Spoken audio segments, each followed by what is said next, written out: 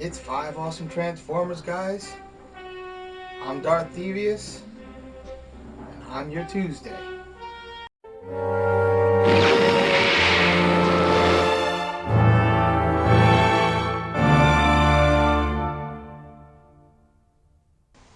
Hi, everyone.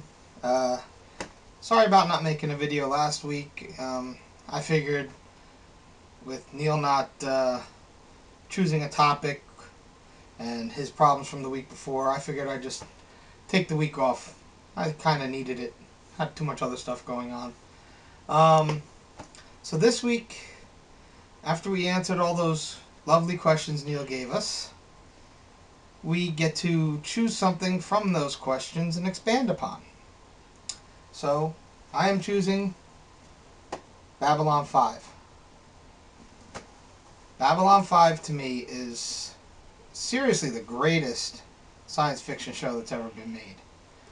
It was pretty much one story told across 5 years of television. And there's not too many shows that can pull that off. And it almost didn't succeed. It was the brainchild of J. Michael Straczynski, and each of the seasons of the show represented 1 year in the history of the station. So, some of the seasons were a little weak. I know season 1, a lot of people have a hard time getting through.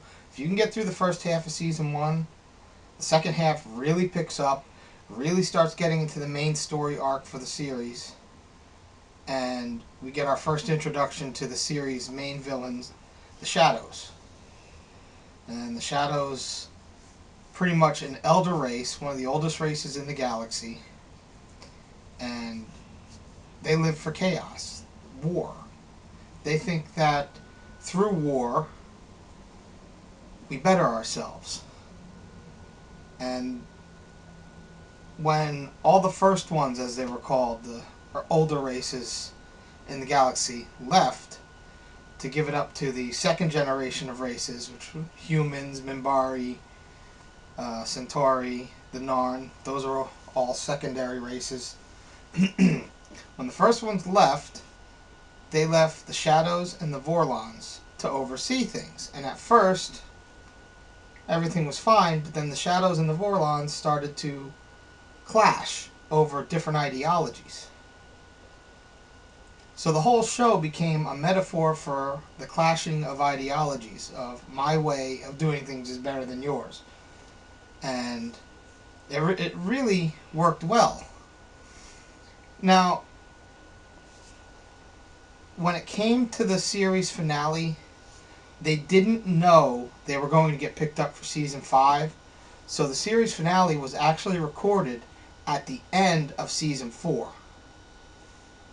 And it really is one of the most moving series finales out there. I know a lot of people say that the series finale for MASH is moving, and I do agree.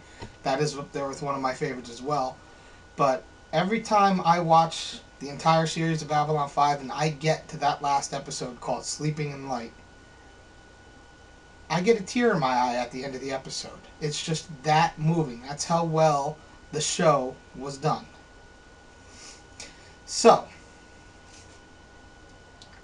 what is cool about that is, I don't really want to spoil it, but most of us probably have seen Babylon 5 or know about it. And pretty much the series finale takes place about 20 years after season 4 began. And it has to do with the decommissioning of the station. Now, what a lot of people don't realize is the very last person you see on screen actually turning the lights out on the station for the last time is J. Michael Straczynski himself. It's his one cameo in the show, and it's very moving that he did that. So, give Babylon 5 a chance. I think it's on Netflix.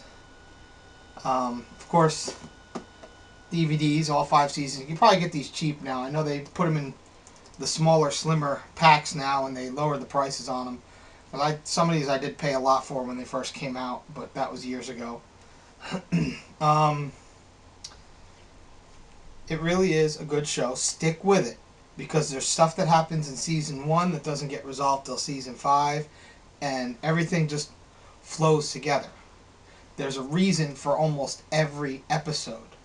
Some have more to do with the main story arc than others, some don't. Now, as far as collectibles for the show, I don't have any. It's hard to get them. There's not many out there. There were some action figures, and every once in a while I run across one. I didn't like the look of them. I wouldn't mind having a little model or something of the station. I haven't really seen one that I liked. I have some of the novels. Now there were only a few novels actually written that were done under permission from J. Michael Straczynski and Warner Brothers. The one is known as the Centauri Trilogy, which pretty much fills in the gaps from stuff that happened near the end of season 5 all the way to the series finale. It's filled in a lot of that 20-year gap. The other one is known as the Bester Trilogy. Now, Bester was one of the best characters on that show. He was played by Walter Koenig of Star Trek fame. But Al Bester, the character he played, which was a Psy-Cop, he was a bastard. There's no other way to say it. He really was. And he was played very well because Bester could say screw you while smiling at you without you realizing that he just said screw you. Watch it for him alone. It makes it worth it. But in the Bester trilogy, it goes through the formation of Psi-Corps, which was an Earth-based entity that dealt with telepaths and trying to keep them regulated. The first book dealt with the formation of Psi-Corps. The second book dealt with Bester's childhood and how he ended up becoming a Psy-Cop. And then the third book had to do with after the telepath wars that were never shown. They've only been hinted at. And the telepath wars didn't end well for the Psi-Corps. Bester had been on the run, changing his name, all this stuff. And in the end, he dies in prison. And it was a fitting end to such a bastard's life. One other quick thing before I go. I do have one real good highlight with this show, and this actually happened last year. Now, I live in the Philadelphia area, so every year we have the Wizard World Philadelphia convention. Last year, Peter Jurasik, who plays Londo Mollari from the planet Centauri on Babylon 5, I don't know if you can see right here, the guy with the big hair here, that's him. I hope you guys saw that. Anyway, he was at the convention, and he was always one of my favorite actors on the show.